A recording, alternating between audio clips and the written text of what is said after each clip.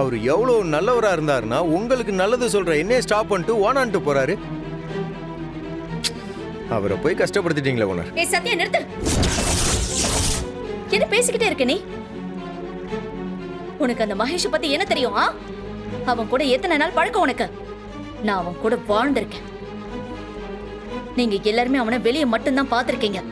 ஆனா நான் அவன் கூடவே இருந்து பாத்திருக்கேன். அவன் யார்கிட்ட எப்போ எப்படி நடிப்பான்னு எனக்கு தான் முழுசா தெரியும். சும்மா பேசாத அவனை பத்தி. இங்க பாரு, நான் அனுபவிச்ச சித்திரவதையில நீங்க எல்லாம் ஒரு 5% அனுபவிச்சிருந்தா இவனெல்லாம் உங்க பக்கத்திலே சேர்க்க மாட்டீங்க. இதெல்லாம் வேண்டான்னு தான் எல்லாத்தையும் சகிச்சுக்கிட்டு கடந்து போயிட்டு இருக்கேன். சரி ஓனர், நீங்க சொல்ற மாதிரி அவரு தப்பானவராகவே இருக்கட்டும். ஆனா நான் ஒன்றும் அவ்வளவு நல்லவன் கிடையாது. என்ன மட்டும் நீங்க நம்புறீங்கல்ல? நான் ஒரு குடிகாரன், ஒரு பொறுக்கி, கொலைகேஸுக்கு கையெழுத்து போட்டுட்டு இருக்க ஒரு அக்யூஸ்ட். இந்த உலகத்துல யாருமே என்ன நல்லவன் கொஞ்சம் கூட நம்பினதே கிடையாது. ஆனா என்ன நம்பின ஒரு ஆள் யாரு? நீங்க மட்டும்தான். அது என்ன ஓனர்? என் பழசெல்லாம் எடுத்து பார்த்தீங்கன்னு வச்சுங்களேன், ஒருத்தவங்க கூட என்னை பக்கத்துலேயே வச்சுக்க மாட்டான். ஆனா நீங்க என்ன ஒரு மனுஷனா மதிச்சு என்ன நல்லவனா மாத்தி இருக்கிறீங்க. இந்த உங்க பக்கத்துல வேலைக்கு வச்சிருக்கிறீங்க. எப்பேற்பட்ட பாவம் பண்ணவனும் கங்கையில போய் குளிச்சான்னு வச்சுங்களேன் சுத்தமாயிருன்னு சொல்லுவாங்க. அதெல்லாம் எனக்கு உண்மையா போய் எல்லாம் தெரியாது ஓனர். ஆனா தப்பு பண்ணவங்க யாரா இருந்தாலும் உங்களை மாதிரி யாராவது நல்லவங்க கூட இருந்தாங்கன்னா, அவங்கள சரியா வழி நடத்தினாங்கன்னா அவன் கண்டிப்பா நல்லவனா மாறிடுவான். கோவிலுக்கு போலான்னு சொல்லிட்டு கோவில் பக்கத்துல இங்க உட்கார்ந்திருக்கீங்க, என்னாச்சு?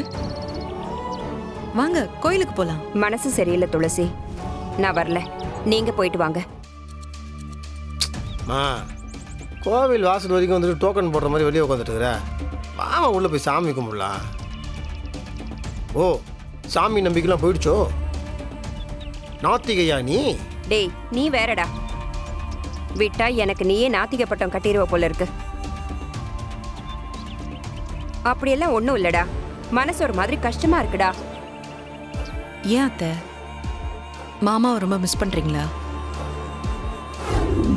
அத்தை, நீங்க அதுக்கெல்லாம் ஃபீலே பண்ணாதீங்க. அதுக்கெல்லாம் மாமா ஒர்த்தே கிடையாது. மாமா மட்டும் இல்ல, எல்லா ஆம்பளைங்களுக்கும் இருக்கிற வீக்னஸ் தான் அது. கல்யாண நாளை மறக்கிறதுங்கிறது எல்லா ஆம்பளைங்களோட பொதுவான ஒரு வீக்னஸ் தான்.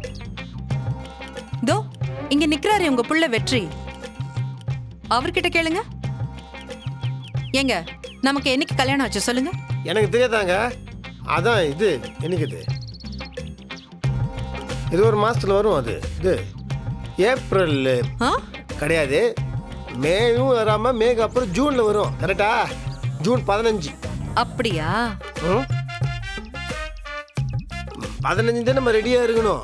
அப்பதான் 25.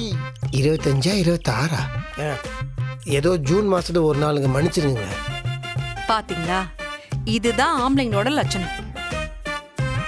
நாம தான் பிறந்த நாள், கல்யாண நாள், அவங்கள சந்திச்ச நாள், ஏன் அன்னைக்கு நம்ம என்ன சாப்பிட்டோன்னு கூட நாம எல்லாத்தையும் மனசுல எழுதி வச்சுப்போம்.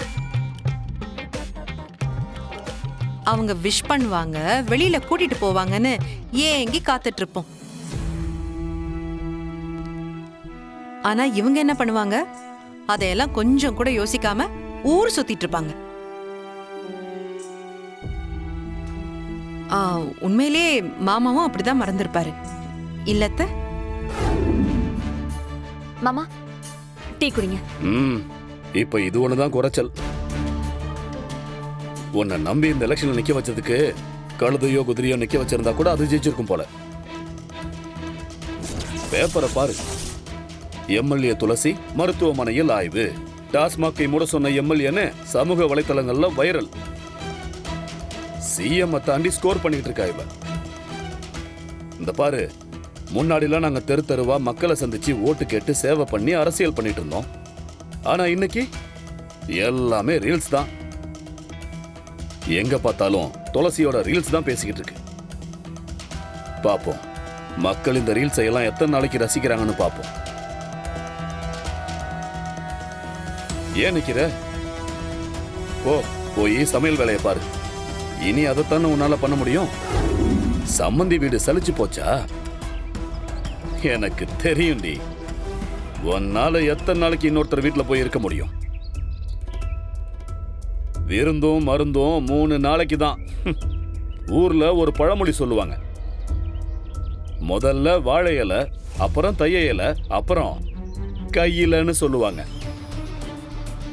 உனக்கு எப்படி இப்போ? கையிலையா இல்ல தரையிலையா? அபிராமி, இந்த பொய்க்கால் குதிரை ஆட்டமெல்லாம் கொஞ்ச நாளைக்கு தான். திரும்ப வரேன்னு சொல்றதுக்கு தான் காலையில இருந்து போன் மேல போன் பண்ணிட்டே இருந்தியா? இங்க பாரு, உன்னை மன்னிச்சு ஏத்துக்கிற மனப்பக்குவம் என்கிட்ட இல்ல. பெருசா உன் புள்ளதான் வசதின்னு போனல, போ கிளம்பு. அப்புறம் எதுக்கு திரும்ப வந்திருக்க? என்ன அவமானப்படுத்திட்டு போன யாருக்கும் இந்த வீட்டுக்குள்ள அனுமதி கிடையாது. அப்போ யாருமே உங்களை அவமானப்படுத்தலப்பா. நீங்கள் ஏன் இந்த மாதிரிலாம் பேசிருக்கீங்கன்னு தெரிலப்பா. இவ்வளோ நாளாக நீங்கள் வெயிட் பண்ணிருந்தீங்களா? எப்போ இவங்கெல்லாம் வருவாங்க, எப்போ இவங்களை கேவலப்படுத்தலான்னு? அது என்னப்பா, அது நாக்கா இல்லை தேல் கொடுக்கா? போட்டு போட்டு போட்டுன்னு இப்படி வார்த்தையில் கொட்டிகிட்டு இருக்கீங்களே, எதுக்குப்பா? இல்லை நான் என்ன உங்களோட எதிர்கட்சி ஆளுங்களா? இல்லை நான் உங்கள் விரோதிகளா? நான் உங்களோட புள்ள, அவங்க உங்களோட பொண்டாட்டி. நீங்கள் யாரை போய் ஜெயிக்கணும், யார் கூட போட்டி போடணும்னு தெரியாமல் பேசிகிட்டு இருக்கீங்க. சரி என்ன விடுங்கப்பா, என் மேலே உங்களுக்கு ஒரு கோபம் இருக்குது, அதுக்கு ஒரு காரணமும் இருக்குது, விட்டுடலாம். அவங்க என்னப்பா பண்ணாங்க?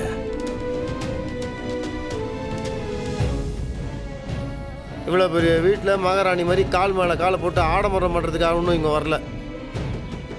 இத்தனை வருஷமாக அவங்க கூட ஒரு வாழ்க்கை அவங்க வாழ்ந்தாங்க தெரியுமா? அதுக்கு மரியாதை கொடுத்து உங்களை மதித்து இந்த நல்ல நாள் அன்னைக்கு உங்களை பார்க்கணுன்றதுக்காக அவங்க வந்திருக்காங்க. நாளா? என்னடா நாளு? எனக்கு எதுவும் அப்படி தெரியலையே. அஷ்டமியா நவமியா இல்ல கார்த்திகை விரதமா?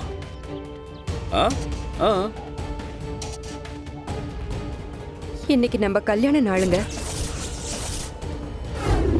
இது என் குடும்ப பிரச்சனை, இதுல நீ தலையிட வேண்டாம். என்ன எம்எல்ஏனா எங்க வீட்டு பஞ்சாயத்தை கூட பேசுவியா நீ? அதெல்லாம் உன் வீட்டோட வச்சுக்கோ. நல்லா இருந்த குடும்பத்தை இப்படி கெடுத்து சின்ன பின்னமாக்கிட்டு சும்மா நல்லவ மாதிரி நடிக்கிறியா?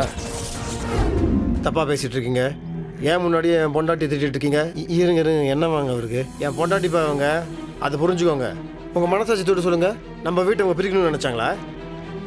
அப்பா நீங்கள் தேவையில்லாமல் கண்டவங்க பேச்செல்லாம் கேட்டு உங்களால் இந்த குடும்பமே நாசமாக போய் பிரிஞ்சு கிடக்குது. என் பொண்டாட்டி யார்? இந்த வீட்டோட மருமக, அதை ஞாபகம் வச்சுக்கோங்க. டேய், என்னமோ உனக்கு 10 இடத்துல நான் பொண்ணை தேடி இவளை பார்த்து கல்யாணம் பண்ணி வச்ச மதர்ல பேசுற நீ ஏன் இவளை திருட்டு தாலி கட்டி கூட்டிட்டு வந்தவன் தானடா? இவளை நான் மருமகளா ஏத்துக்கிட்டதே பெரிய விஷயம்டா.